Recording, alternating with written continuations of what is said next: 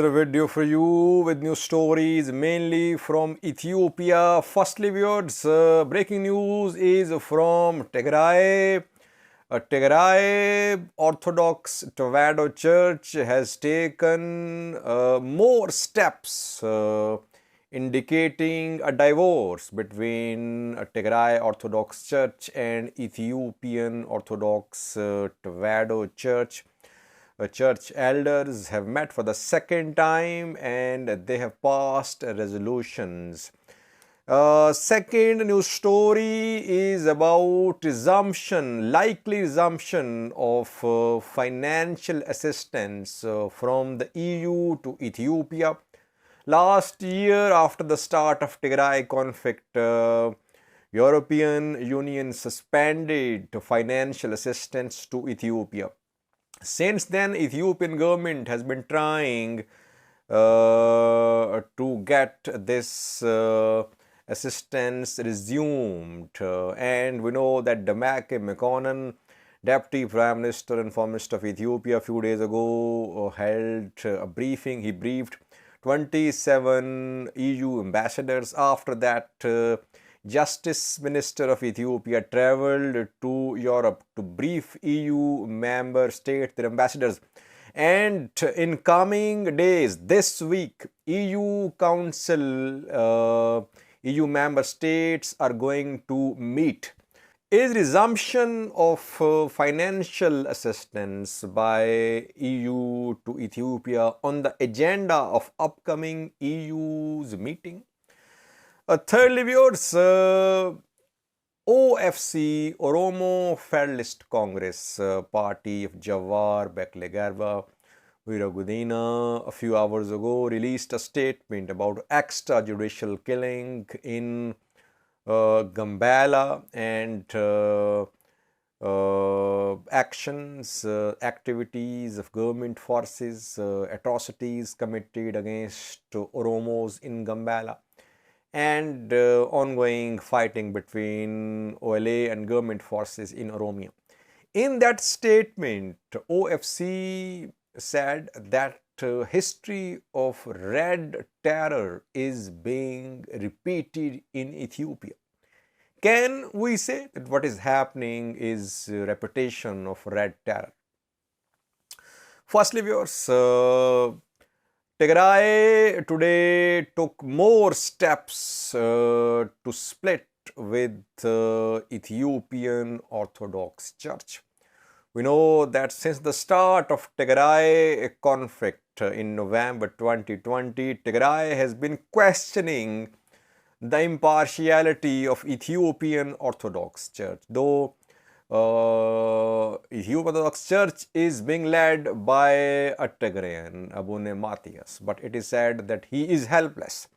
Tigrayans say that Abune Matthias is helpless, and in his private conversation in a leaked audio, he condemned genocide of Tigrayans committed in Tigray, but he is helpless because majority of Ethiopian Orthodox Church elders, they bless the war, the military offensive on Tigray.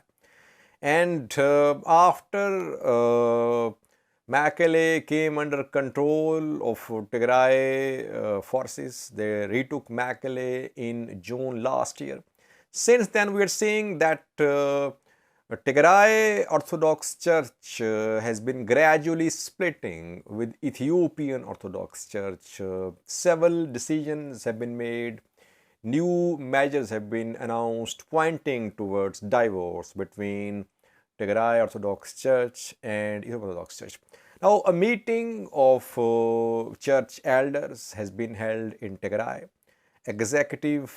Interim executive director of Tigray Orthodox Church and Archbishop of Northwestern Tigray Diocese and others attended the meeting, and some resolutions have been passed. This was the second such session in which these key decisions have been made. Which decisions have been made in these meetings of church elders held in Tigray? Firstly, Amharic language has been banned during delivering of sermons. Sermons will not be delivered in Amharic language. Tigray language will be used to deliver sermons in Tigray churches. Secondly, the gospel will be taught in Tigray as well. Thirdly, all administrative functions of the church will be conducted in Tigray language. So we can say that use of Amharic language has been banned. We can say that sermons in Tigray, administrative affairs in Tigray, teaching of the gospel in Tigray. It means that use of Amharic language has been banned in Tigray.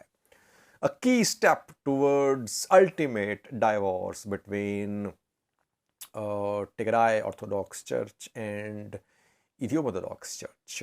And we know that it has been decided in some previous meetings that Mekelle will be the seat of Tigray Orthodox Church. It will be the seat of Holy Synod, Tigray Orthodox Church Holy Synod. Has the Holy Synod been formed in Tigray? So far, we have not seen any announcement of Holy Synod that it has been formed in Tigray. But the way developments are happening, we could see formation announcement of Holy Synod as well in coming days or weeks. We can say that Tigray Orthodox Church has almost split with Ethiopian Orthodox Church. And last week I shared a new story about donations by Ethiopian Orthodox Church for churches, for dioceses across Ethiopia. In Amhara region, Ethiopian Orthodox Church has donated money, but no donations for Tigray. Orthodox Church of Ethiopia did not try to reconcile with Tigray. When Tigray announced its split, the church, we did not see any efforts by Ethiopian Orthodox Church to reconcile with Tigray. That is why distance is increasing. We are seeing new measures adopted by Tigray pointing towards complete divorce between Tigray and Ethiopian Orthodox churches. Second news story is about resumption of EU's financial assistance to Ethiopia. We know that last year both EU and US suspended financial assistance to Ethiopia. Ethiopia is one of the largest recipients of financial assistance from the EU and US. After the start of Tigray conflict, both EU and US accused Ethiopian government forces of being involved in human rights abuses in Tigray. That is why financial assistance to Ethiopia was suspended. And we know that Ethiopia is in dire need of cash now. Ethiopia is in talks with IMF, World Bank, and US has resumed some assistance to Ethiopia, especially humanitarian assistance to Ethiopia. And in fact, US has increased humanitarian aid to Ethiopia, and US-backed financial institutions are also giving grants to Ethiopian government. What about EU? We know that last week, Damak and McConnell briefed EU ambassadors. Briefing was held virtual meeting. I think 27 EU ambassadors attended the meeting, and Damak and McConnell focused on accountability measures adopted by the government, which is main concern for EU, that what has Ethiopian government done to hold those accountable who are involved in human rights abuses in Tigray or other parts of Ethiopia. But no resumption of aid, of financial aid. Then after that, Justice Minister of Ethiopia traveled to Europe, and there he met with EU officials. And now we know that in this week, EU Council will hold its session. And what we have learned is that resumption of aid to Ethiopia is not on the agenda of upcoming EU meeting. It means that so far EU is not satisfied with the progress of Ethiopian government regarding accountability measures, regarding delivery of aid to Tigray. And yesterday we know that some Tigrayan organizations wrote a letter to EU. The letter has been written by Union of Tigrayans in Belgium and some other bodies. They are approaching EU. And they are asking EU member states not to resume financial assistance to Ethiopian government. On the other hand, top Ethiopian officials are in Europe. They're trying to brief EU representatives. Ethiopian government says that it has formed ministerial task force which is overseeing investigations into human rights abuses, and perpetrators are being brought to justice. But Tigray says that the ministerial task force is not impartial.